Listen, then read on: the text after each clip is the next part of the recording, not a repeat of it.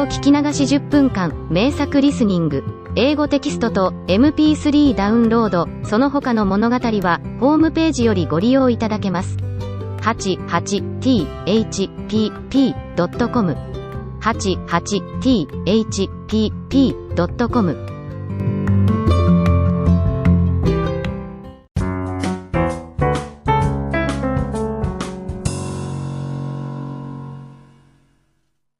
The Little Match Girl. Most terribly cold it was, it snowed, and was nearly quite dark, and evening, the last evening of the year. In this cold and darkness there went along the street a poor little girl, bareheaded and with naked feet. When she left home she had slippers on, it is true, but what was the good of that? They were very large slippers, which her mother had hitherto worn, so large were they, and the poor little thing lost them as she scuffled away across the street, because of two carriages that rolled by dreadfully fast. One slipper was nowhere to be found, the other had been laid hold of by an urchin, and off he ran with it. He thought it would do capitally for a cradle when he some day or other should have children himself. So the little maiden walked on with her tiny naked feet, that were quite red and blue from cold. She carried a quantity of matches in an old apron, and she held a bundle of them in her hand.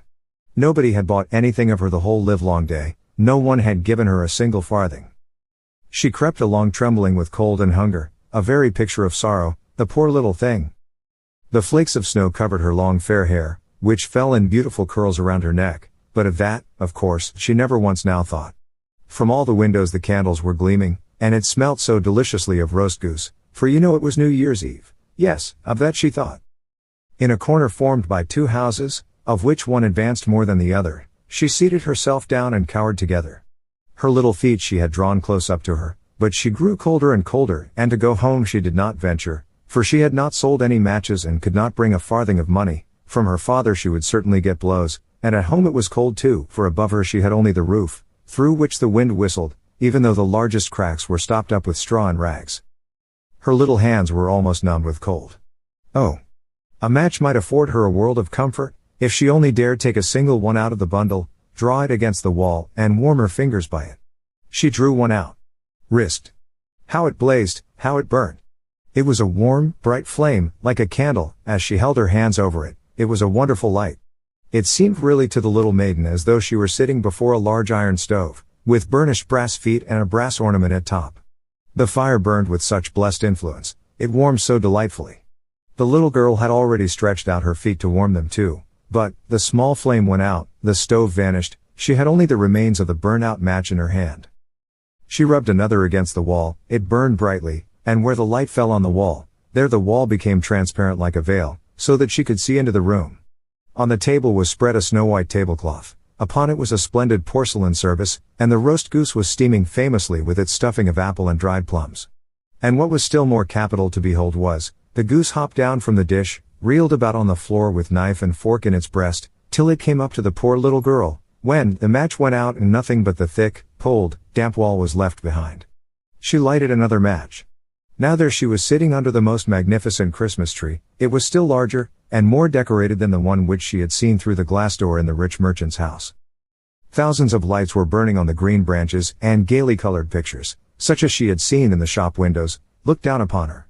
The little maiden stretched out her hands towards them when, the match went out. The lights of the Christmas tree rose higher and higher, she saw them now as stars in heaven. One fell down and formed a long trail of fire. "Someone is just dead," said the little girl, for her old grandmother, the only person who had loved her, and who was now no more, had told her, that when a star falls, a soul ascends to God. She drew another match against the wall, it was again light, and in the luster there stood the old grandmother, so bright and radiant, so mild, and with such an expression of love. "Grandmother!" cried the little one. "Oh, take me with you. You go away when the match burns out, you vanish like the warm stove, like the delicious roast goose, and like the magnificent Christmas tree." And she rubbed the whole bundle of matches quickly against the wall, for she wanted to be quite sure of keeping her grandmother near her. And the matches gave such a brilliant light that it was brighter than at noonday. Never formerly had the grandmother been so beautiful and so tall. She took the little maiden on her arm, and both flew in brightness and in joy so high, so very high, and then above was neither cold, nor hunger, nor anxiety, they were with God. But in the corner, at the cold hour of dawn, sat the poor girl, with rosy cheeks and with a smiling mouth, leaning against the wall, frozen to death on the last evening of the old year. Stiff and stark sat the child there with her matches, of which one bundle had been burnt.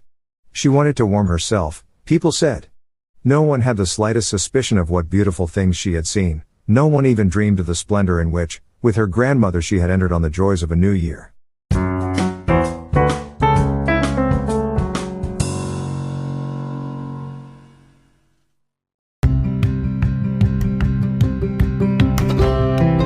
英語聞き流し10分間、名作リスニング。英語テキストと MP3 ダウンロード、その他の物語は、ホームページよりご利用いただけます。88thpp.com 88thpp.com